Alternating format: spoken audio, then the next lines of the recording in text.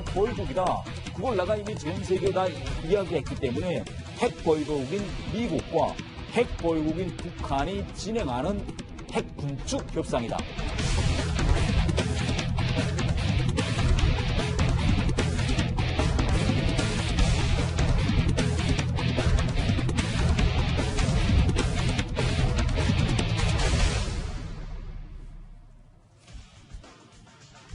네, 우리 대한민국 해군의 이지스 구축함이 대변신을 예고했습니다. 적의 탄도미사일을 감지하는 레이더는 장착되어 있지만 그 미사일을 요격할 능력은 없기 때문에 항상 2% 부족한 모습이었는데요. 자, 탐지 가능한 이 눈은 있지만 때릴 수 있는 이 주먹이 없다는 지적 속에서 강력한 주먹을 새롭게 장착할 예정이라고 합니다. 이 얘기 좀 짚어보겠습니다. 자, 신 대표님. 네. 그러니까 우리 군이 탄도미사일 요격 능력을 갖춘 세 척의 이지스함을 새로 만든다. 이 얘기잖아요. 항상 지적이 있어 왔는데요. 네. 이제 방위사업추진위원회라고 해서 국방부 네. 장관이 위원장이 되고 육해공군 참모총장들, 방위사업청장들 이런 사람들이 모여서 합동회의를 합니다. 그래서 네. 이제 앞으로 육해공군 각각 어떤 무기를 우리가 사자, 어떤 무기를 준비하자 이런 걸 이제 회의하는 협의체인데 거기에서 이제 결론이 났어요. 네. 4기 이지스함, 그러니까 지금 있는 세종대왕 율곡2 서해유성용 이거 말고 세 척의 이지스함을 더 하기로 했는데 2028년까지 세 척을 한다. 그런데 거기에는 최신형 이지스 전투체계를 장착을 해서 네. SM3라고 하는 그 요격 미사일까지 장착을 하자라는 네. 결론을 내린 겁니다. 아하. 지금까지는 레이더만 있었지 보기만 했지 그걸 요격할 수 있는 능력이 없었다. 이런 비판이 계속 많았었는데 레이더로 탐지밖에 할 수 없는 형편 때문에 북한이 탄도미사일을 여러 차례 발사를 하더라도 늘 우리는 이런 말을 할 수밖에 없었죠. 우리 군은 북한의 군사 동향을 24시간 예의주시하고 있으며 자, 들으신 것처럼 항상 예의주시하고 있으며 레이더밖에 없으니까 예의주시밖에 할 수 없겠죠. 그렇다면 우리 해군의 차세대 이지스 구축함에 장착될 강력한 주먹 어떤 무기일까요? 바로 뉴스탑10에서도 여러 차례 저희가 소개해 드린 적이 있는 그런 무기입니다. 바다의 사드라고 불리는 미국의 최첨단 요격 미사일 SM3급이 후보로 올라 있습니다. 사드보다도 오히려 뛰어나다라는 평가까지 나오고 있는데 신 대표님. 네. 그러니까 이지스 탄도미사일 방어체계 SM3 어떤 미사일들이 있는지 먼저 종류별로 소개를 해주시죠. SM3는 이제 세 종류가 있어요. 네. 블락별로. 그러니까 버전별로 세 종류가 있는데 네. 블락 1A, 그리고 블락 1B, 그리고 블락 2A 이렇게 세 종류가 있는데 사정거리가 다른 겁니다. 네. 내용은 다 비슷하고요. 그래서 블락 1A는 700km의 사정거리고 하늘 위로는 500km 올라가요. 네. 그리고 이제 블락 1B는 900km의 사정거리에 하늘 위로는 500에서 700km까지 올라갑니다. 네. 그리고 지금 이제 최신 SM3인데 이거 지금 이제 일본과 미국이 실전 배치를 지금 이제 막 하고 있는 상태인데 네. 이거는 무려 사정거리 2,500km예요. 아하. 그리고 하늘 위로는 1,500km까지 올라가서 네. 위성까지 요격할 수 있는 무기입니다. 그러니까 SM3 미사일도 한 종류가 아니고 계속 버전 업그레이드를 하면서 성능이 개선되고 있다. 물론 성능은 대부분 비슷하지만 사정거리가 굉장히 급격히 늘어나고 있다는 그렇습니다. 말인데 예전에 우리가 한번 소개를 해드린 적이 있습니다. SM3급 미사일. 만약에 북한이 탄도미사일을 발사할 경우에 최신 SM3 미사일은 이게 떠오르기도 전에 요격이 가능할 정도다. 이런 얘기를 했던 기억이 나거든요. 그렇습니다. 어느 날 갑자기 북한이 탄도미사일 쏘지 않죠. 네. 당연히 징후가 있겠죠. 네. 그러면은 예를 들어서 동해에 우리 이 SM3를 장착한 군함이 동해 쪽에 이제 진출을 해 있다면 예를 들어서 북한의 그 삼지연 쪽에서 만약에 노동미사일을 쏘았다고 친다면 네. 탄도미사일이라는 것이 발사를 하면은 처음에 이제 이 2단 로켓과 또 탄두를 머리에 이고 우주로 막 올라갑니다. 왜? 네. 중력이 없는 곳까지 올라가야 속도를 붙이지 않겠습니까? 아. 그게 1단 로켓의 임무예요. 그렇죠. 그래서 1단 로켓에서 아주 천천히 올라가는 겁니다. 그런데 이 이지스함의 SM3 같은 경우는 발사와 동시에 최고 속도를 바로 찍어버려요. 아하. 그러니까 올라올 때 이미 발견을 하고 가서 그냥 올라가고 있을 때 때려버리는 것이죠. 네. 그러니까 명중률이 높은 겁니다. 자, 우리 대한민국 해군의 이 SM3 미사일을 장착한다. 이지스함에 장착을 한다. 굉장히 고무될 수밖에 없는 내용인데 근데 이게 엄청나게 비싸다면서요? 그렇습니다. 지금 이제 블락 1A 같은 경우는 한 발당 한 150억 원 정도. 한 발에 150억 원이요? 그렇습니다. 그런데 그 한 발 150억 원 투자해서 핵미사일 한 발 안 맞는다면 네. 그것은 뭐 대단히 비싸다고 볼 수 물론 있죠. 그렇죠. 그렇게 네. 가치를 따진다면 그렇죠. 충분히 네. 가치가 그래서 있겠죠. 일반 폭탄 또는 일반 뭐 소규모 미사일 이런 것을 막는데 야 150억 원짜리 미사일 날린단 말이냐? 이러면 이게 이제 뭔가 그렇죠. 조금 너무 비싼 투자다 생각할 수 있지만 핵미사일을 막아내는데 150억 이거는 네. 너무 비싼 투자 아닌 것 같죠? 그리고 이제 최신형 블락 2A 같은 경우는 200억 원 이상 이렇게 지금 한 가격이 발에 200억 원 가까이 물론 굉장히 비싼 가격이지만 우리 대한민국의 안보를 위해서 북한의 핵미사일 자체를 무력화시킬 수 있다면 충분히 가치는 있을 것 같습니다. 김정부 시장님. 그런데 사드 배치 때도 굉장히 논란이 많고 반대 의견도 많았습니다. 특히 북한 입장에서 보면 이 SM-3 미사일을 도입한다라고 하면 엄청나게 또 발끈하고 반대하겠죠. 북한이 만약에 우리가 SM-3를 도입해서 배치하는데 반대한다면 네. 핵을 포기할 의사가 없다는 얘기입니다. 아, 핵을 그러네요. 포기할 의사가 있다면 뭐 하려고 반대를 하겠습니까? 네. 문제는 중국이죠. 중국이 사드 배치할 때도 우리를 굉장히 괴롭혔는데 만약에 블록 2A를 도입한다 그러면 중국이 한반도 상공을 지나서 네. 미국을 향해서 대륙간 탄도탄을 쐈을 때 한국에서 바로 이제 서해나 동해에서 우리가 비행 중에 있는 중국의 대륙간 탄도탄을 우리가 요격할 수 있기 때문에 아니 그러면 중국도 반발할 가능성이 높은데. 아마도 중국 반발이 더 클 겁니다. 북한은 반발했다 그러면 비핵화할 의지가 없는 것이고. 아니 우리 사드 때도 중국이 엄청나게 우리에게 피해를 끼치면서 반발을 했는데 SM-3도 적지 않은 반발과 피해를 끼칠 수 있을 가능성이 있겠네요. 그런데 중국이 뭐랬냐면 네. 사드 배치할 때 그게 한국 거라면 자기들은 반대 안 했을 텐데 아. 이게 미국계 한국에 오는 것을 자기는 반대한다 그랬거든. 네. 그럼 우리가 그러면 이지스함군 우리 거고 네. 우리가 미사일 사서 우리가 배치하면 근데 미국 걸 사서 온 거잖아요. 그럼 어찌됐든 한국 거 아닙니까? 아, 그렇죠. 그러니까 자기는 적은 중국의 적은 미국인데 네. 왜 한국 무기에 대해서는 반발할 이유가 별로 없다. 우리 논리는 그렇게 전개를 해야 됩니다. 그렇군요. 네, 얼마 전에 한미 정상 회의에서 네.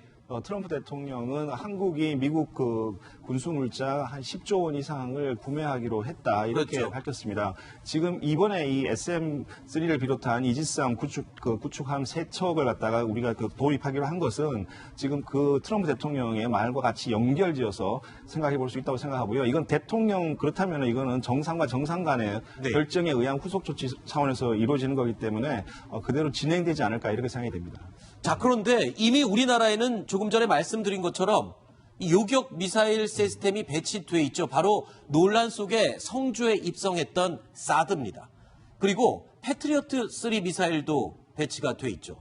그렇다면 신 대표님, 사드, 패트리어트 3 미사일과 이 SM-3 뭐 많이 다른가요? 요격 미사일인 건 똑같잖아요. 많이 다르죠. 아, 그래요? 왜냐하면 탄도미사일이 이제 저기 발사를 했을 때 그게 네. 북한일 확률이 높으니까 만약에 백두산 아래 삼지연에서 발사를 했을 때 사드 같은 경우는 요격거리가 한 200km밖에 안 되지 않습니까? 네. 그럼 성주에 있을 경우에는 경기도 남부 지역 그리고 충청북도 정도 여기까지만 요격 범위가 돼요. 네. 그것도 한 발 날아왔을 때 이야기입니다. 네. 두 발, 세 발 날아오면 요격 범위 확 줄어듭니다. 네. 그리고 하늘 위로는 150km밖에 못 올라가죠. 그래서 탄도미사일이 내려꽂힐 때 요격할 수 있는 거예요. 그걸 종말 단계라고 하는데. 아하. 그런데 내려꽂힐 단계별로 때는 다르군요, 그렇죠. 정도가. 내려꽂힐 때는 이게 나선을 그립니다. 네. 탄도미사일 속도도 마 10, 마 20 이렇게 어마어마하게 가속을 붙어버리죠. 돌면은 또 맞추기도 힘들겠네요. 그렇죠. 그래서 요격하기가 굉장히 힘듭니다. 그래서 사드는 사정거리가 짧지만 나선으로 도는 것을 요격시켜야 되기 때문에 가격이 비싼 거예요. 아하. 그런데 그 패트리어트도 마찬가지고 패트리어트는 또 더 사정거리가 짧죠. 뭐 한 30km밖에 안 되니까요. 사드는 한 200km. 그런데 SM-3는 발사 단계 그리고 우주에서 네. 비행 단계는 나선을 그리지 않고 네. 속도도 그만큼 빠르지 않죠. 그래서 네. 똑바로 날아옵니다. 네. 이때 이제 가서 쳐버리기 때문에 네. 요격 성공률이 대단히 높은 겁니다. 어쨌든 우리 대한민국 해군 이지스 구축함의 최신의 주먹이라고 할 수 있는 SM-3 요격 미사일을 장착할 계획이라고 하니까요. 조금 마음이 놓이는 것 같습니다. 자, 계속해서 그러면 핵 보유 야욕을 버리지 않고 있는 김정은 이야기를 좀 해보도록 하겠습니다. 김정은 위원장의 비밀 병기라고 불리는 이 북한 최선희 외무성 제1부상이 폼페이오 국무장관을 말로 저격하면서 다시 한번 미국을 향해 경고장을 보냈습니다. 북한을 화나게 했던 폼페이오 국무장관의 발언, 바로 이 내용입니다. 자, 어떤 내용인지 확인해 보겠습니다. 경로를 변경한다. 허만섭 차장. 예. 폼페이오 국무장관이 북한이 핵을 포기하지 않으면 우리도 경로를 변경할 수 있다. 이 말을 했다가 지금 최선희가 발끈했군요. 예, 언론 인터뷰에서요, 김정은 국무위원장이 근본적인 전략적 결정을 하느냐 여야에 달려 있는데 만약 어떤 그런 비핵화의 어떤 그런 결정을 하지 않는다면 네. 미국은 분명히 경로를 변경한다. 해야 한다 이렇게 지금 밝혔습니다. 그것에 대해서 최선희 제1부상이 조선중앙통신인가요? 거기와의 그 인터뷰에서 미국이 얘기하는 이 경로 변경이 미국만의 특권이 아니고 마음만 먹으면 우리의 선택이 될 수도 있다. 네. 그리고 미국이 연말까지 뭐 어떤 그 입장을 재정립하지 않는 경우에는 참으로 원치 않는 결과를 보게 될 것이다라고 이렇게 약간 협박적으로 이렇게 얘기를 했습니다. 그랬군요. 경로 변경, 그러니까 방향을 바꿀 수 있다. 다른 길로 갈 수 있다. 새로운 길이다. 어디서 많이 들어보지 않으셨습니까? 이 새로운 길이라는 표현. 자, 이 말은 김정은 위원장이 신년사에서 했던 말이기도 합니다. 미국이 세계 앞에서 한 자기의 약속을 지키지 않고 우리 인민의 인내심을 오판하면서 일방적으로 그 무엇을 강요하려 들고 우연히 공화국에 대한 제재와 압박으로 나간다면 우리로서도 어쩔 수 없이 새로운 길을 모색하지 않을 수 없게 될 수도 있습니다. 김정은 실장님, 말의 표현이 조금 다를 뿐 뜻은 똑같습니다. 미국도 다른 경로로 갈 수 있다. 북한도 새로운 길을 모색할 수 있다. 서로 으름장을 놓으면서 지금 힘 대결을 하는 건가요? 서로 이제 말 폭탄을 쏘면서 네. 서로 이제 다른 길을 갈 수 있다. 그러니까 미국 입장에서는 군사적으로 북한을 공격할 수도 있다는 얘기고 북한도 마찬가지죠. 북한 입장에서는 공격보다는 핵 실험을 새로 하거나 아하. 아니면 뭐 장거리 미사일을 다시 도발을 할 수 있다. 도발할 수 있다는 입장인데 네. 그래도 힘 센 사람이 더 센 겁니다. 미국의 말이 더 무서운 것이죠. 그런데 네. 문제는 이렇게 말싸움을 하면서도 서로 정상 간의 대화에 대해서는 서로 그 긍정적으로 얘기하고 계속해서 대화를 통해서 앞으로도 이제 비핵화 문제를 해결할 용의를 계속 표명하고 있는 겁니다. 맞습니다. 김정봉 실장님 말대로 폼페이오 국무장관은요, 3차 북미 정상회담에 대해서는 이런 이야기를 했습니다. 잘 모르겠지만 언젠가는 꼭 만나야 한다라고 말이죠. I don't know. We want to make sure that we create the conditions where if we deliver that, if the two leaders get together, that we can make substantial progress.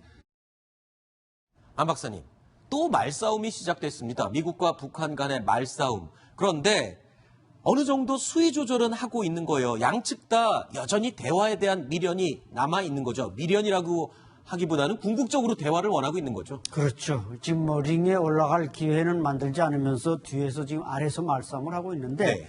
아니게나 때 아닌 지금 그 길론쟁이 시작된 겁니다. 뭐 길론쟁은 먼저 김정은 위원장이 시작을 했고 지금 또 폼페이오가 한마디 하니까 또 이것은 미국만의 특권이 아니라면서 또 최선희가 맞받아치고 있지 않습니까? 네. 제가 볼 땐 아마 미국은 올해 안에 적어도 2차례의 정상회담을 예상했을 것입니다. 그런데 한 차례 하노이 회담은 지금 하나마나한 결과가 됐기 때문에 네. 가을을 목표로 해서 회담을 준비하는데 북한은 지금 그 대미 라인이 확 바뀌지 않았습니까? 그렇죠. 김영철이 물러났고 뭐 장금철이 들어왔는데 장금철을 그대로 또 대화 일꾼으로 내세울 것인지 아니면 외교 라인으로 넘길 것인지 네. 이런 와중에서 말싸움이 벌어지고 있기 때문에 이 말싸움은 적어도 아마 앞으로 2, 3개월간 더 진행되리라고 봅니다. 네.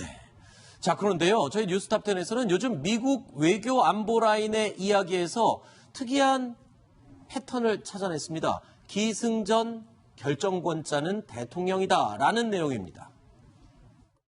President gets to decide that. We don't get to decide who my counterpart is, and President Trump gets to decide who will represent America. I don't know how President Trump can be more forthcoming in his efforts to have a good relationship with Kim Jong-un. 자, 결정은 트럼프가 한다. 결정은 트럼프가 한다.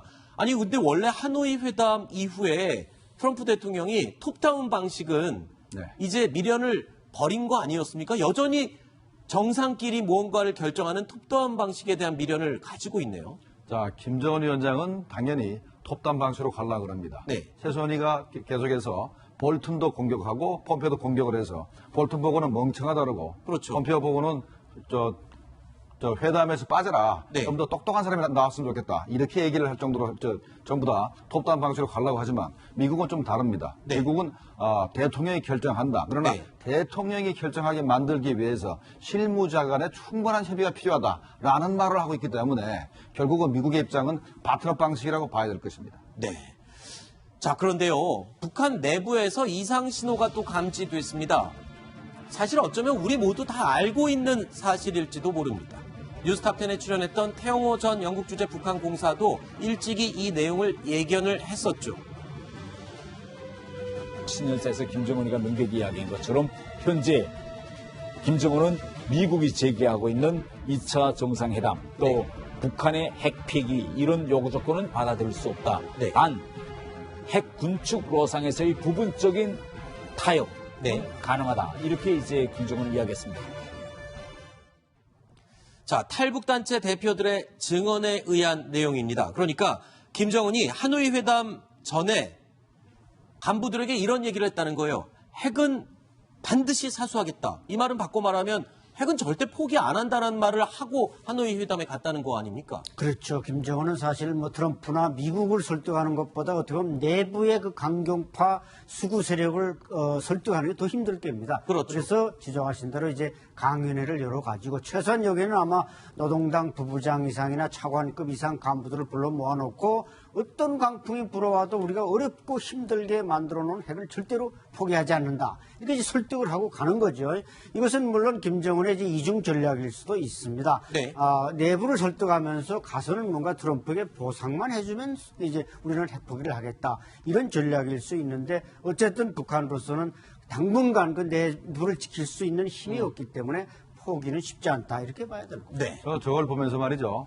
2월 22일 날 자유조선이 네. 스페인 주재 북한 대사관을 이제 습격을 했지 않습니까? 네. 자료를 많이 빼왔죠. 네. 아마도 스페인 대사관에 있는 그 대리 대사한테 저 지시가 내려갔을 겁니다. 아, 그래서 이게 알려졌을 가능성이 높다? 아니, 그걸 수도 있고, 네. 어쨌든, 그 하노이 정상회담 전에 저 훔쳐간 저 자료 자체가 트럼프 대통령한테 전달됐을 가능성이 있고, 이것이 하노이 정상회담의 그 파탄에도 상당히 영향을 미치지 않았나, 저는 그런 생각을 좀 하게 됩니다. 그렇군요. 그러니까 북한은 핵을 포기할 의사가 전혀 없다라는 것을 하노이 회담 전에 미국은 이미 다 파악했을 가능성이 높아 보인다. 이 말씀이시군요. 알겠습니다.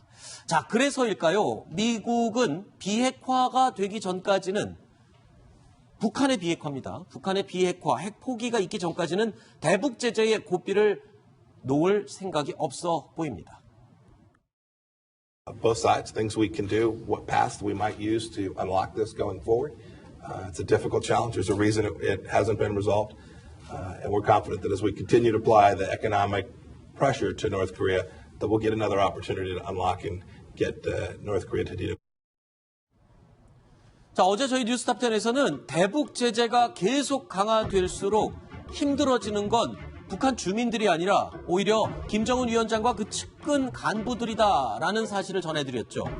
쌀이 없으면 죽을 먹을 수 있다라는 그 이치를 깨닫지 못했기 때문이라는 내용이었습니다. 그런데 대북 제재 때문에 북한 주민들 식탁 위에는요, 쌀은 줄었지만 오히려 먹을 게 더 다양해졌다라는 역설적인 상황이 발생했다는 겁니다. 안철일 박사님, 이게 무슨 말입니까?